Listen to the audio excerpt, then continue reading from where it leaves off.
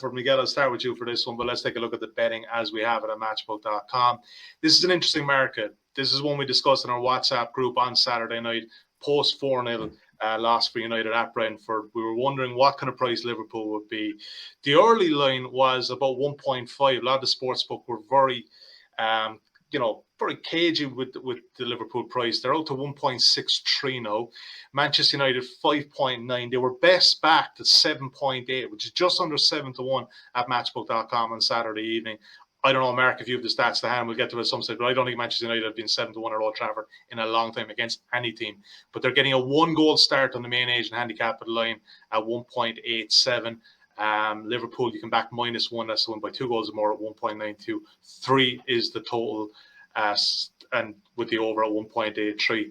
Miguel, I think there's two stories here. Obviously, look, I think Liverpool haven't exactly been shooting the lights out of, but we've got to start with Manchester United. How, what, why, if, what's going to change here, if anything at all? Well, I mean, this is where I think it gets really interesting in what Ten Hag does, and it's so relevant, I suppose, to the way that second goal went in, because I mean that second goal against Brentford, it's not just teething problems or that they kind of failed to execute a plan. It was basically that they so spectacularly failed to execute the very basics, like the fundamental building block of that sort of approach, which is basically a goalkeeper being able to pass the ball out from the back. Something that we were talking about 15 years ago is revolutionary, but it's now quite standard in football. They just couldn't, and it wasn't just they couldn't do it. It was like all the hesitation, the doubt that Brentford just leapt on. So I think from that,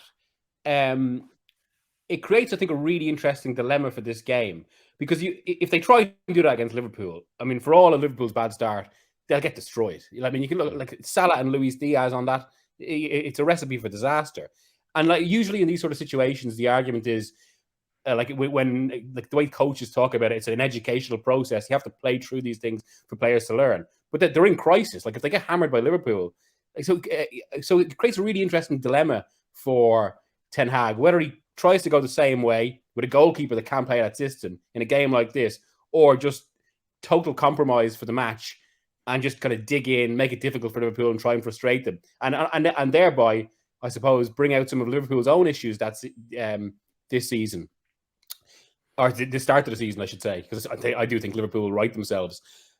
I think they will do something different. I think we'll see Martinez maybe moved in position. And it's for that reason the draw is tempting. I mean, I do think, bottom line, I think Liverpool beat Manchester United, but the draw is of a sufficient price. And I think that Ten Hag will change it. That's at least, and then also the fact that it's Liverpool, there's such pressure on the players. It's like, in a strange way, it's different to say playing Brentford or Brighton, because United are favourites. They only have something to lose. Whereas in this, they've actually got something to win. Yeah. And I think they will dig in, which is why the draw tempts me. What are you kind of getting at there with Martinez? Are you thinking he's going to be maybe a defensive midfielder and bring Varane back in? Yeah, possibly, yeah. And also the other side of that, actually, though, I mean, Martinez, I think, would be much more dangerous for United if Darwin was playing, because he would just, you think they just launch balls for Núñez to play against Martinez. That, again, has changed. But yeah, I wouldn't be surprised if Martinez has moved to midfield. And certainly we just go for a low block United and something to frustrate Liverpool. I don't know. Yeah, it could be breaking up the legendary McFred combination, Adrian Clarke. What are you making of this one, AC? So many questions. And you know what? I think it's almost like Liverpool are kind of getting off the hook slightly coming into this one, because the magnifying glass is on Erik Ten Hag and the setup currently at Old Trafford. Yeah, look, and Ten Hag's had a mare, hasn't he, so far? Tactically, he picked a team that wasn't right to face Brentford. It was a bad decision to go with just the one holding midfielder. Such small players dotted around the pitch. It's funny because everything that Mig was saying, I have written from my Talking Tactics column for the Premier League, which will be up later in the week. So yeah, you've kind of jumped the gun there with me. But I was saying exactly the same thing. I think it has to be a short term, almost one match.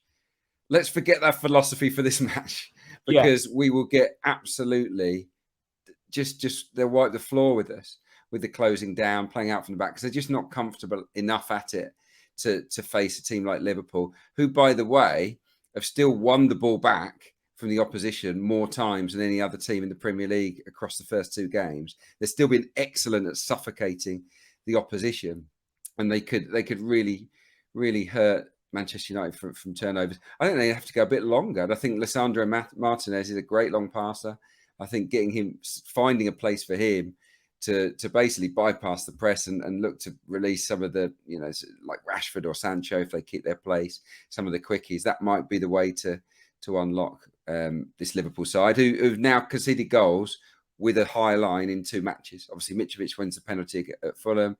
We saw what happened with Zaha beating the offside trap the other night. So that is a vulnerability that United could capitalise on. But having watched the games, Liverpool are still on a different level, in my opinion. They were better against Palace. I thought the first half they were excellent, and I just can't see them failing again.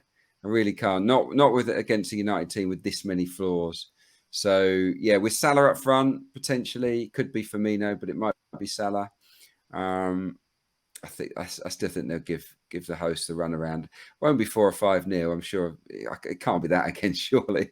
But I think they'll win. So yeah, the only way in I can see with Liverpool is to go Liverpool and over 1.5 goals would be my selection at 1.8.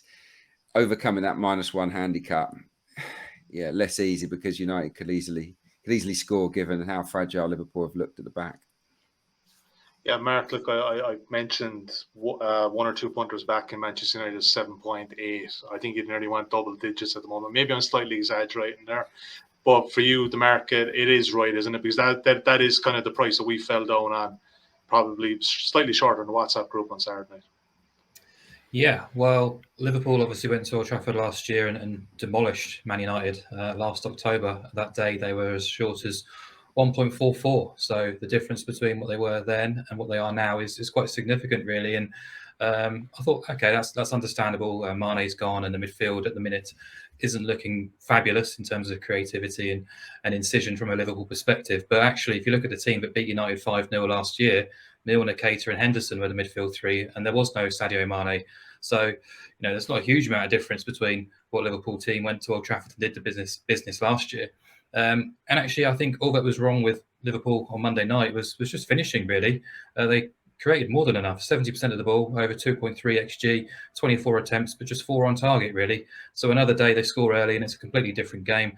They've conceded with the first counter-attack that Palace had, and suddenly it's backs to the wall for Palace, and Liverpool have to come out and try and break down a low block, which United probably will go with. But I just think United's price is quite fascinating, really, because they're being rated by the market, I should say, basically as a mid-table team, because Liverpool went off at similar prices at Villa, Newcastle, Brighton and Palace last season. This is only the 10th time United have been underdogs at Old Trafford in the last 5 years. The biggest price was 6.85 at home to Man City in April 2019. Their record is kind of 2-1 outsiders at home or larger has been all right, actually. 1 win, 4 draws and 4 defeats. But if you look into those matches and the underlying metrics, they were quite generous in getting sort of those 1 wins and 4 draws, really, on the balance of play. They were pretty well beaten in most of those games. But Liverpool tend to do the business at this kind of price. They've got a 59% win rate when rated between sort of 1.5 and even money. And yeah, I kind of looked at the prices and the lines, didn't really disagree with it. Quite happy that Liverpool have drifted a little bit since Monday, because it just gives us an opportunity to get them on side at a slightly better price. Regardless of early results, they still top the charts for shots of the box. United are top 6, top 7 for all the negative stats after 2 rounds, as you wouldn't be too surprised by. And yeah, I think we've talked about it previously. Right now, Liverpool just are a better team, a better coach team, a smarter club, and ultimately the better player. So quite happy to sort of ignore the names on show here and back the better team at the prices. And I'd be sort of putting forward the same bet as Adrian, really, over 1.5 goals and Liverpool to win. So any scoreline bar 1-0 for the away team. Yeah, Liverpool and over 1.5 goals is 1.8. Miguel's shout there actually has drifted slightly as well. It's 4.4 for the draw, not a bad shout as well. Let's take Liverpool and over 1.5. Don't want to make this the Manchester United podcast, Miguel Delaney, but we've heard so many different names over the last couple of days. Rabiot, Cunha, who else have we heard? Morata, Pulisic today. What are you hearing? What's the most likely one to of any of these guys to go to Old Trafford in the next 10 days? From what I've heard, most of them seem to be rejecting United, and it's such a bad reflection of the club right now. Yeah, I mean, I actually wouldn't say that with great certainty, just for the fact that it's a reflection of a club. I mean, this isn't new to say, but it feels like we've reached a low point of just a club without a proper recruitment plan. It reminds me of, say, Arsenal in 2011, Chelsea at some points in the latter years of the Abramovich era, say like when they were being a bit more frugal, like 2017.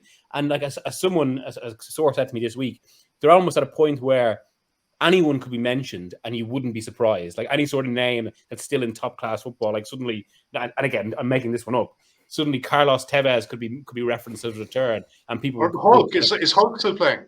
Yeah, sorry. Is Hulk still playing? Oh, Radamel Falcao, all the lads. Yeah.